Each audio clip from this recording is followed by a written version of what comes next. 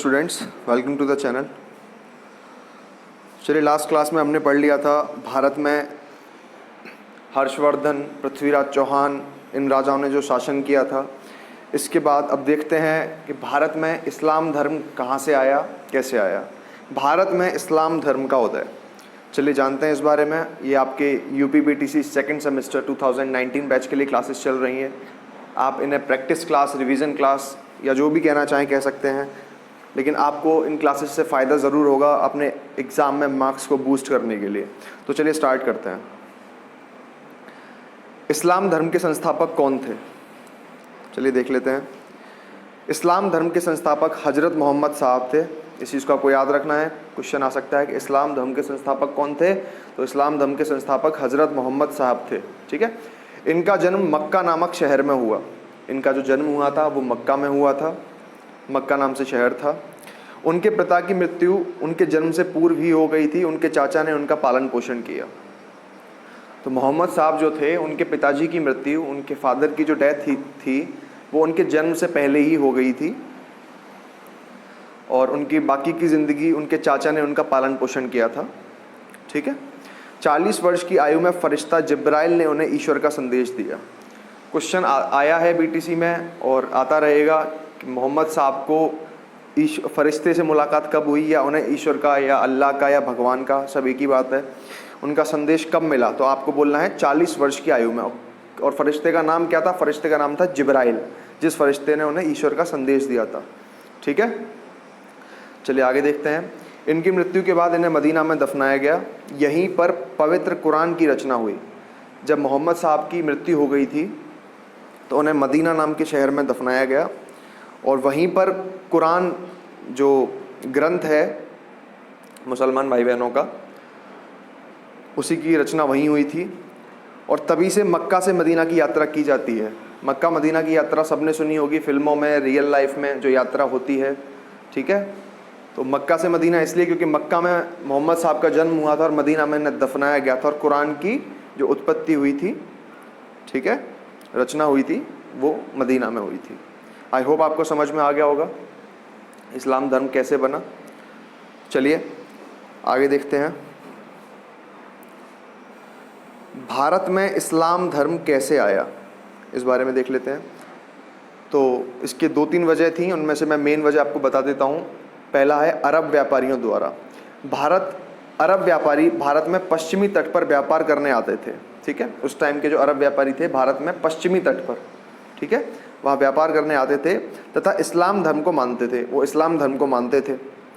पश्चिमी घाट में बंदरगाह तक उन्होंने अपनी छोटी छोटी बस्तियाँ बनाई, और राजाओं ने उन्हें घर, गोदाम, मस्जिद बनाने के लिए ज़मीन दी। तो पश्चिमी घाट पर उन्होंने अपनी छोटी छोटी बस्ती बनाई, जिससे कि वो वहाँ आकर रह सकें, क्योंकि व्यापार एक दिन में तो होता नहीं है, लोगों को कई दिन लेना पड़ता है। इसलिए उन्होंने पश्चिमी घाट पर छोटी छोटी बस्ती बनाई, छोटे छोटे घर, झोपड़ी जो भी है उन्होंने बनाई। इसके लिए उन्होंने राजा से परमिशन भी ली थी, अनुमति ली थी राजाओं की, जो उस टाइम पर, उस समय पर राजा थे, ठीक है। तो उन्होंने घर, गोदाम, मस्जिद ये बनाने के लिए उन्हें ज़मीन भी दी थी, उन्हें अनुमति दी थी। इन व्यापारियों के प्रभाव में आकर आसपास के लोग मुसलमान बने, और भारत में लोगों ने इस्लाम धर्म अपनाया। व्यापारियों ने लोगों को अपने धर्म के विशेषता बताई, अपने धर्म के बारे में बताया, और इसमें इनके प्रभाव में आकर लोगों ने इस्लाम धर्म को अपना लिया और लोग मुसलमान बने, ठीक है। चलिए दूसरा वजह है मोहम्मद बिन कासिम द्वारा। तो मोहम्मद बिन कासिम एक राजा था, ठीक है, वो काबुल का राजा था। तो काबुल का जो राजा था वो यहाँ पर आया था। क्यों आया था इसके बारे में हम आगे पढ़ते हैं, लेकिन पहले इसकी वजह पढ़ते हैं, इस्लाम धर्म भारत में कैसे आया। भारत में पश्चिम में सिंध पर मोहम्मद बिन कासिम ने अपना राज्य बनाया, तो उसके साथ बहुत से लोग सिंध और मुल्तान में आकर बसे और इस्लाम धर्म की जानकारी मिली। तो मोहम्मद बिन कासिम एक मुस्लिम या मुसलमान शासक था। उसने सिंध पर, ठीक है, अपनी राज्य बनाया, सिंध पर अपनी राजधानी बनाई, वहाँ पर वो राज करने लगा, ठीक है। तो वहाँ पर मुल्तान से और सिंध से लोग आकर आए और इस्लाम धर्म से प्रभावित होकर वो वहाँ पर मुस्लिम धर्म की जानकारी ली और अपने आप को मुसलमान बनाया, ठीक है। तो ये आपको ये समझ में आ गया होगा कि मुसलमान जो धर्म है उसकी उत्पत्ति कैसे हुई और भारत में इस्लाम धर्म कैसे आया। ठीक है, चलिए अब हम पढ़ते हैं महमूद गजनबी और मोहम्मद गौरी के भारत पर आक्रमण के उद्देश्य को स्पष्ट कीजिए।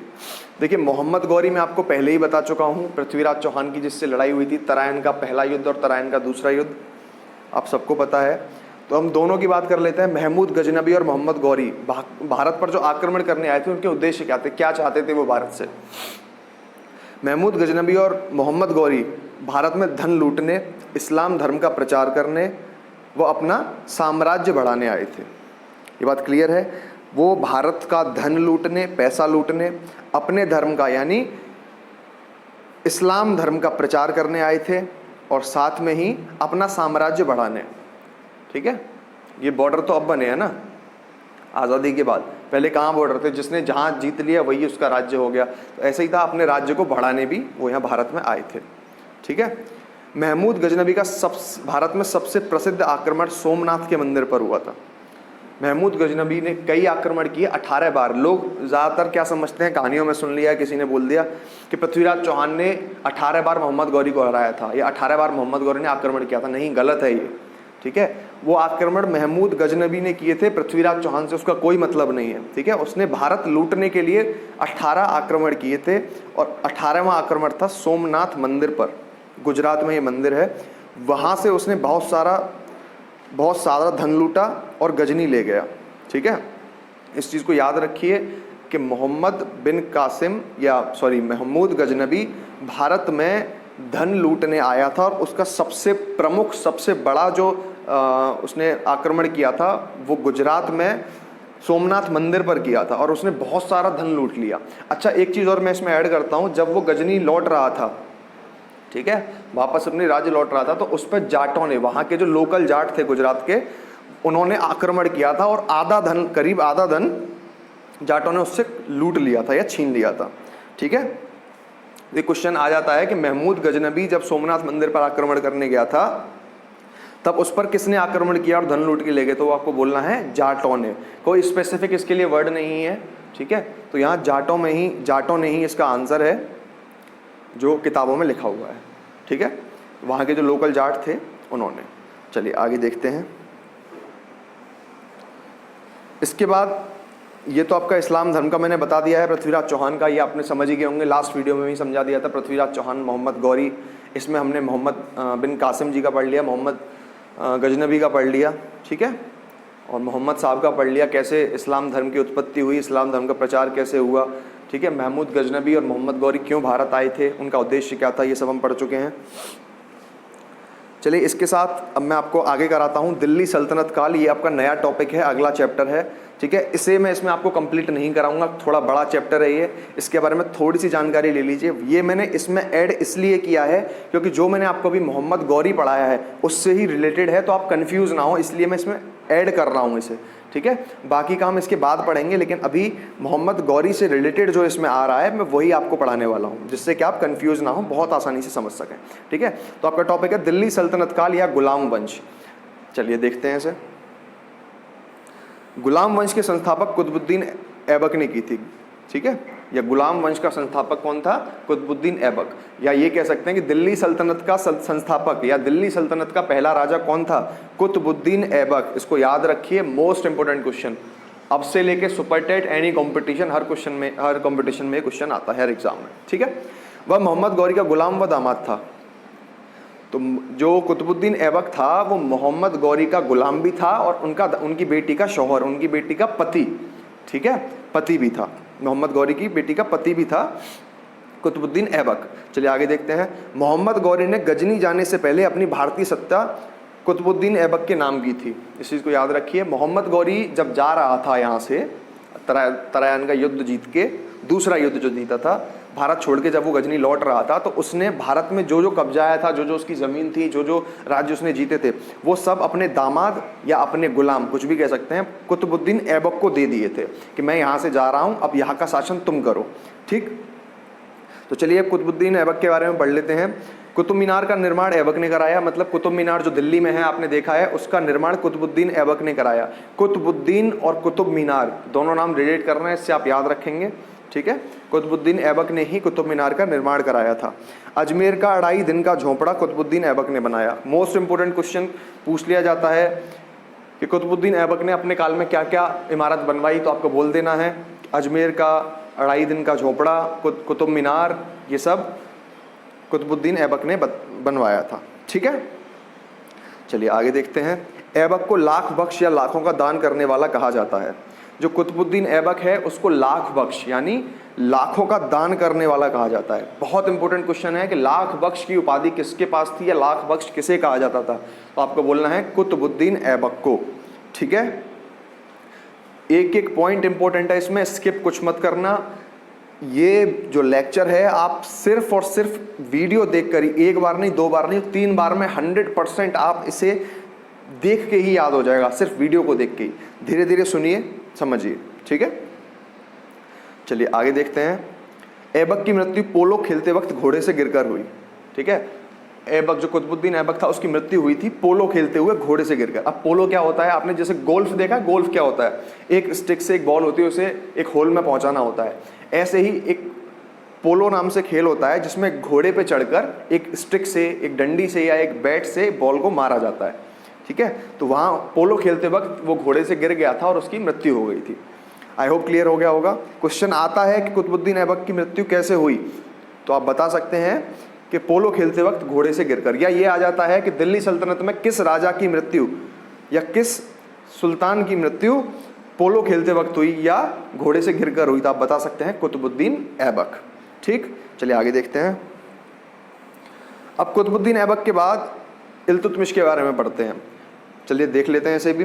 कुतुबुद्दीन ऐबक के बाद इल्तुतमिश दिल्ली का शासक हुआ। इस चीज़ को याद रखिए, कुतुबुद्दीन ऐबक की मृत्यु के बाद इल्तुतमिश नाम से एक राजा था जिसने दिल्ली का राज्य संभाला, जो दिल्ली के राजगद्दी पर बैठा था, ठीक है। कुतुब मीनार को इल्तुतमिश ने पूरा कराया। आपने कुतुब मीनार कभी ढंग से देखा हो तो उसमें कई छल्ले बने हुए हैं, है ना। तो आधा कुतुब मीनार जो था वो बनाया था कुतुबुद्दीन ऐबक ने, जो उसकी शुरुआत की थी, लेकिन उसे पूरा कराया था इल्तुतमिश ने। उसके बाद आगे जाके मॉडर्न इंडिया में ये और बदलाव हुए हैं, लेकिन हम हिस्ट्री की बात कर रहे हैं तो हिस्ट्री में यही हुआ है कि कुतुबुद्दीन ऐबक ने कुतुब मीनार का निर्माण कराया था और उसे पूरा कराया था इल्तुतमिश ने, ठीक है। बहुत बहुत इंपॉर्टेंट क्वेश्चन है ये, कुतुब मीनार को पूरा किसने कराया, ठीक है। तो आपको बता देना है कि इल्तुतमिश ने। इल्तुतमिश के बाद रज़िया सुल्तान दिल्ली की राजगद्दी पर बैठी। इसी के साथ वह भारत की पहली शासिका हुई या पहली महिला शासिका हुई, महिला शासक हुई। बहुत बड़ा क्वेश्चन है, बहुत इंपॉर्टेंट क्वेश्चन है, आ जाता है एग्जाम में कि भारत की पहली महिला शासिका या पहली महिला जो राजा हुई थी वो कौन हुई थी, तो आपको बताना है रज़िया सुल्तान उनका नाम था, ठीक है। इंपॉर्टेंट क्वेश्चन, आगे देखते हैं। रज़िया सुल्तान के बाद गयासुद्दीन बलबन दिल्ली का शासक बना। जब रज़िया सुल्तान को हटा दिया गया उनके शासक गद्दी से, तो गयासुद्दीन बलबन नाम से एक राजा था, बहुत ही शक्तिशाली राजा था, इसने कई युद्ध लड़े। ये दिल्ली का राजा बना था, दिल्ली की राजगद्दी पर बैठा था। लौह और रक्त की नीति बलबन ने ही अपनाई थी। बहुत इंपॉर्टेंट क्वेश्चन है, आ जाता है कि बलबन ने कौन सी नीति अपनाई, तो आपको बोलना है लौह और रक्त की नीति, ठीक है। आयरन एंड ब्लड रूल, ठीक है। या ये पूछ लिया कि लौह और रक्त की नीति किसने अपनाई थी, तो आप बोल सकते हैं गयासुद्दीन बलबन। गयासुद्दीन बलबन ना लिख सकें तो आप लिख दीजिए राजा बलबन या सुल्तान बलबन। सुल्तान की उपाधि भी इसके पास थी गयासुद्दीन बलबन के, ठीक है। तो चलिए ये चैप्टर मैं यहीं तक करा रहा हूं क्योंकि गुलाम वंश यहां पे ख़त्म होता है। गुलाम वंश का ये आखिरी राजा था, ठीक है। इसके बाद हम पढ़ेंगे खिलजी वंश, अलाउद्दीन खिलजी, पद्मावती, ये मूवी आपने देखी होगी ना। इसके बाद खिलजी वंश आया था दिल्ली की राजगद्दी पर, उसके बारे में हम पढ़ेंगे अगली वीडियो में, ठीक है। तो आई होप आपको क्लास समझ में आई होगी। बहुत शॉर्ट में पॉइंट टू पॉइंट मैंने पढ़ाया है, पॉइंट टू पॉइंट इसकी सारी बातें हैं। एक एक पॉइंट को ध्यान से देखिए, समझिए, आपसे कोई भी क्वेश्चन नहीं छूटेगा, ठीक है। अपना रिवीजन करते रहिए, प्रीवियस ईयर पेपर के साथ, पुराने मॉडल पेपर्स के साथ रिवीजन ज़रूर कीजिए, बहुत ज़रूरी है वो। इन वीडियो को देखिए, साथ में फिर मॉडल से क्वेश्चन लगाइए, बहुत आसानी से आप कर पाएंगे। ठीक है।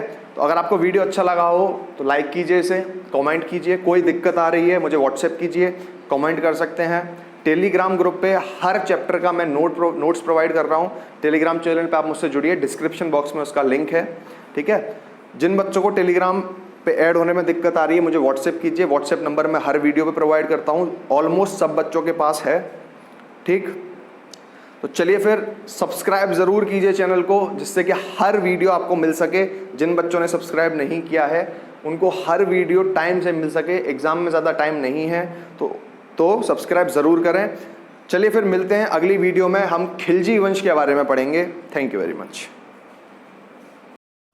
If this session was helpful to you, like, comment, share and subscribe. Press the bell icon and you can follow me on the links given below.